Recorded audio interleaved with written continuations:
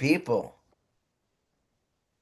And Yes, and so if if you know somebody that's a business owner that has high turnover, send them to Robert. If you know somebody that their team isn't performing as well as they'd like to, send them to Robert.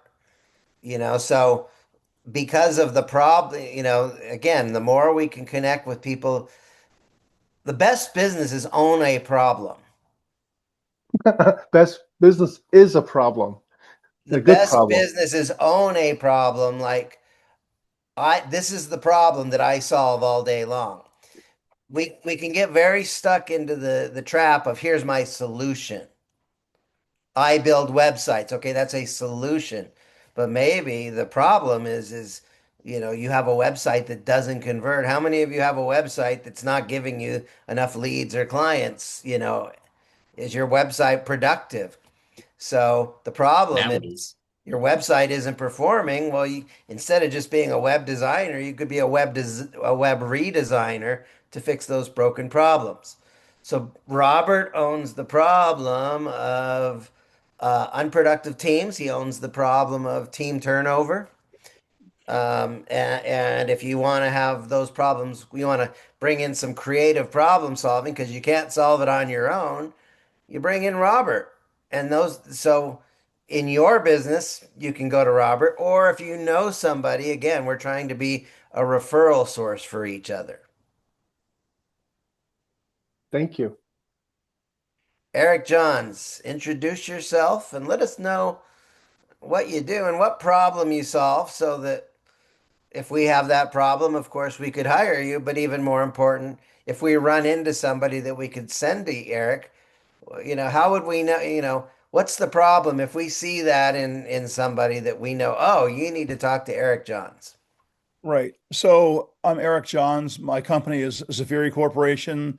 We have about five partners, including me, around the United States. We're mostly Eastern United States at the moment, though we're open to moving westward. Hence my relationship with Bob. So, if your business works hard every day and the results are falling short, you have people trying to do stuff, but they don't have systems in place. You're feeling stuck and you can't move forward.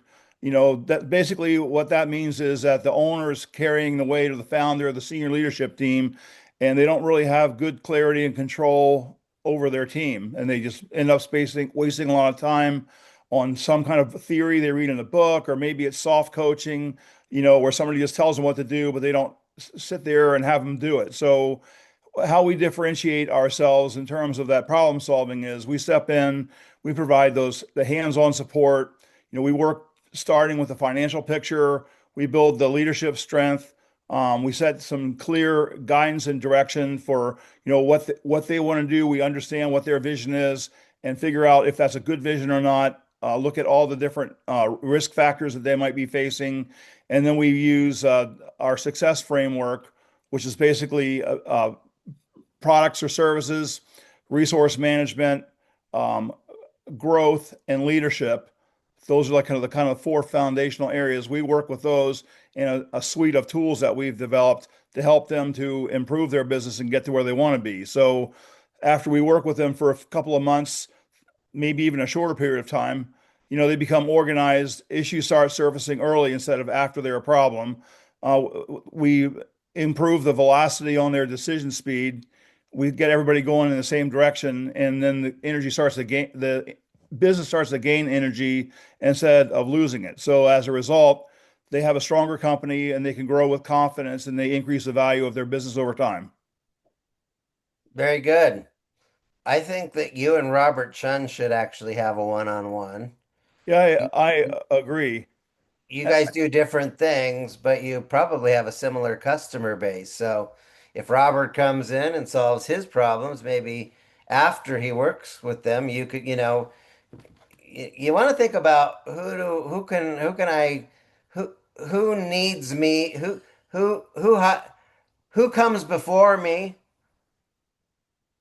and then who comes after me, so that there's an ecosystem. We call this upstream and downstream. So, um, like I have a lady I'm working with right now, Kathy, and Kathy is a peaceful custody mediator, and she does peaceful custody agreement. So, you know, maybe, but before, good referral source for her might be attorneys who, they're dealing with a couple and they don't want to do the adversarial custody agreement. They want the peaceful custody agreement. So who has your client before they come to you, and who has your client after you work with them? These are great, Usually, like a great ways. CFO or an accountant would be the before, and then the after would be a wealth manager. Very good. All right, let's move on to the next Do you help with person. business plans? I do. I already wrote your name down as somebody to connect with. I was actually intrigued by your software, and especially your client base. So I definitely feel like I'm gonna have a conversation with you. Cool, man. All right. Just checking. All And right. Chris, I'll be in touch with you too. I have rheumatoid arthritis, so I'm definitely tuned into that. And you did work with a factory, Monster. Have you ever heard of Monster Vape? Yes, yes, I have actually, Yeah. because unfortunately, Kratom got spun into the whole vape shop scenario over the last decade, and we go to the shows, and it's just like, oh my God, it's so overwhelming, all the crap they have out there. But Yeah, no. I know I could have stories about them, but I Let's probably won't. let's But anyway, Chris, I want to talk to you. all let's right, continue. We only have about 14, 13 minutes Jones. left. I know Jeff has got a little bit of a spotlight today, and we got 10 minutes started. Please, everyone, use this link next week and the week after that and the week after that. Bob, we need to change the notification so that people get the right link. So, Will Hanley, you solve some problems, and look, we could possibly be Will's customer, but we could also be Will's sales force. So if we're out there and we're out talking to people and networking with people, and we see, what problem would be, oh, you got this problem. You need to talk to Will Hanley. So, Yeah, I work specifically with founders who want to begin a startup, but don't know where to go. Our team, Success Factor Modeling, spent 25 years interviewing top leaders, Steve Jobs, Mark Zuckerberg, Jeff Bezos, and a dozen other people, asking them what questions do you think are important before starting up a business.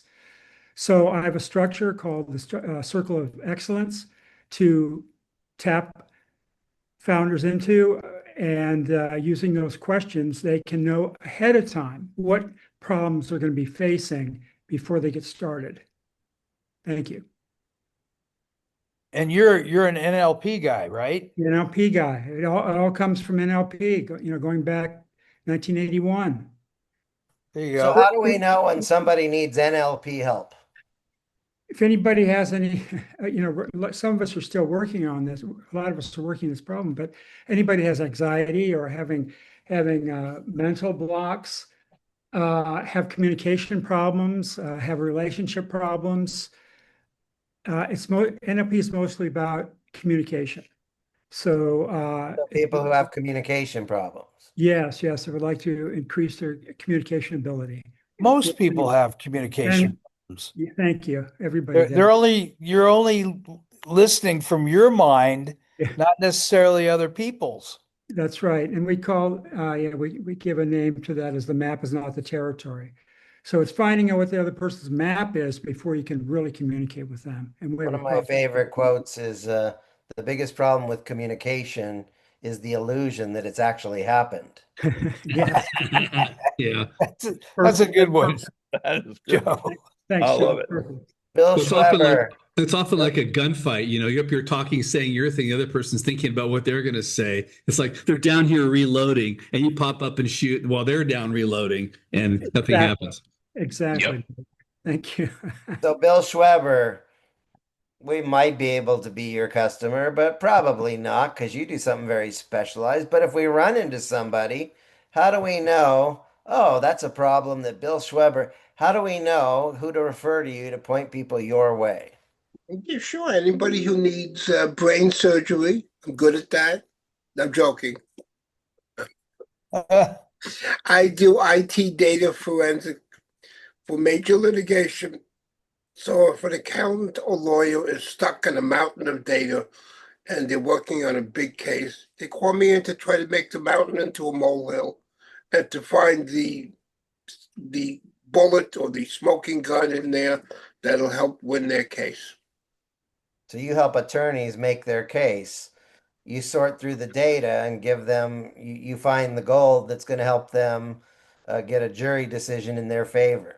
Most of the cases, honestly, that I've done is never gotten to the jury. They've always settled because it's big dollar amounts. Very good. Very good. So Jeff Barker, we're going to have you come on in a moment. You know, I went to ChatGPT and said, go through all of my chats, ChatGPT, what problems does Joe solve? And I solve people with clarity and direction problems. If people say, I don't know what direction to go, maybe they have problems with their offer. Maybe they have problems with they're not generating enough leads, or maybe they're not nurturing those leads very well. Maybe they have problems with their sales, or they're not as productive as they would like to be. That's a problem.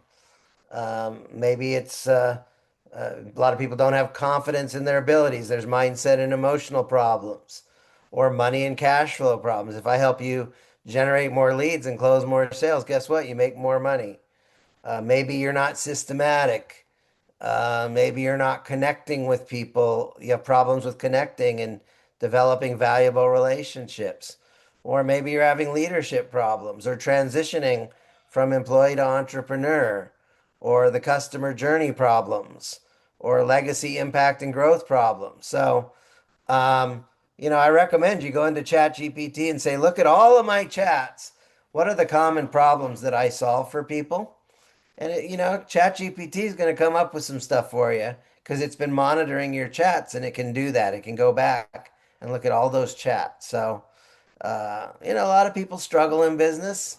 They hire me and then they struggle not so much. They do better. They get more customers to pay them more money more often. Their marketing message isn't necessarily clear. So, Jeff Barker, are you ready for your 7-minute spotlight? I think so. I was trying to make a new background here. The other one got deleted accidentally. Go ahead. I'm Okay. going to put a timer on you for 5 minutes, I and then mean, we can have a little time for Q&A. all right.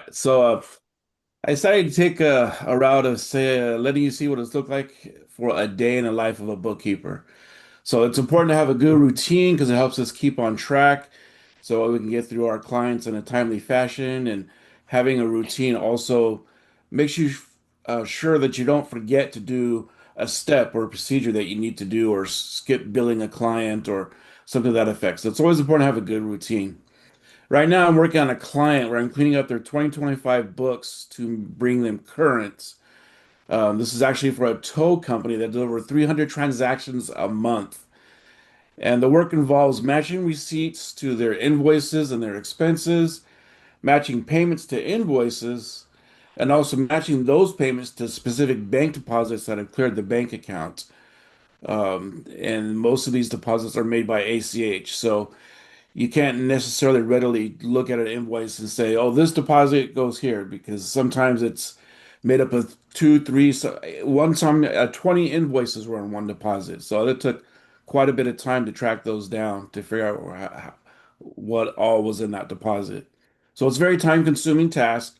A lot of people think that bookkeeping is just simply uh, put numbers of data entry and you're in and out in half an hour, but most of the time it's not because everything must be categorized to the correct accounts, especially for expenses, because they need to go in the correct spot on the tax return when that comes up. So we need to make sure that everything's put in the correct spot. And then also now with a new law regarding tip income, since tow truck drivers do receive tips from time to time, now we have to actually start tracking tips separately from regular income because that income is not going to be not going to be taxed on the tax return. So everything must be matched to the respective bank transaction that occurred during the month. Then at the end of the month, we also have to register the QuickBooks account against the bank register, a bank statement.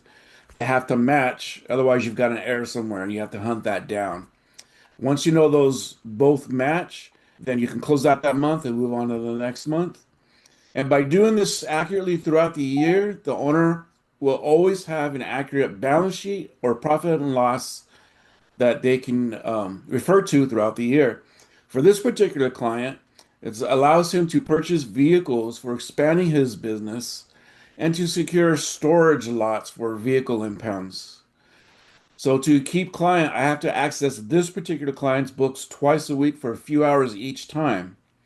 On top of that, I have to spend the time for the historical transactions that I'm bringing current. So it's not just current work, but the other work to bring his old transactions that were not completed, bring those all current. So he will get accurate records by the end of the year. So I generally like to work with clients who are using a bookkeeper for the first time because it's a new experience for them. So I like helping them to see, oh, okay, now these numbers make sense once I explain it to them, once everything is in order. So I usually start out by converting their Excel records. That's what most everybody uses. It's converted to a readable file for QuickBooks and setting up their account. Usually business owners need to make 100 grand per year in order to afford a good bookkeeper.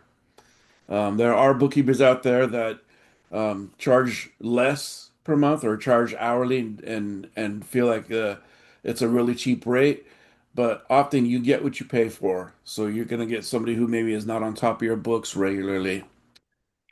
So this process is repeated for each client, and depending on how much each client is willing to pay, depends on how much time is spent each week in their books. The most basic service that I offer, which is simply just categorizing transactions. There's no receipt management or document attachment handling. There's no accounts receivable or payroll. That starts at $300 a month. And so I price my rates are a flat rate based on a average number of transactions per month and the level of service that they're willing to pay for. So I think I made that in under 5 minutes. Yeah, so a good client for you might be somebody who is complaining about, oh, I got to get my taxes together, and they're a little disorganized, right? That's a problem. Yes. Or their books are just messy because they didn't know what they were doing. Their books are a little chaotic. Yep. Okay, so do you know anybody that has chaotic books, or they're stressing about taxes?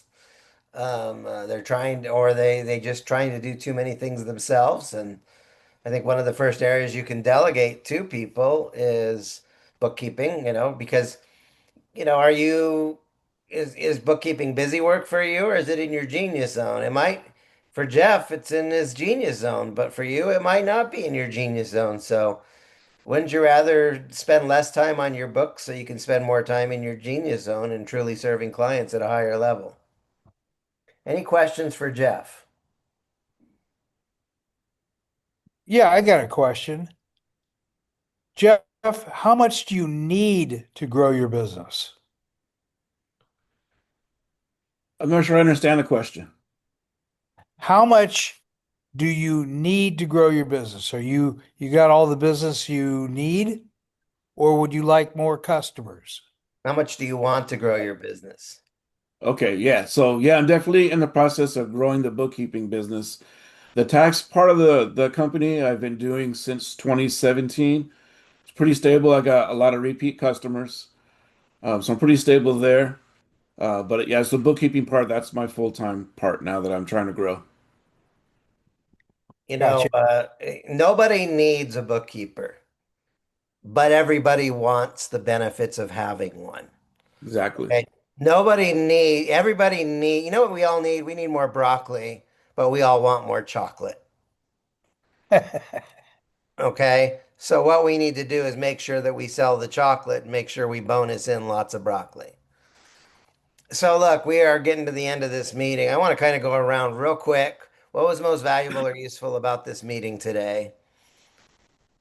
Getting to know people. Very good.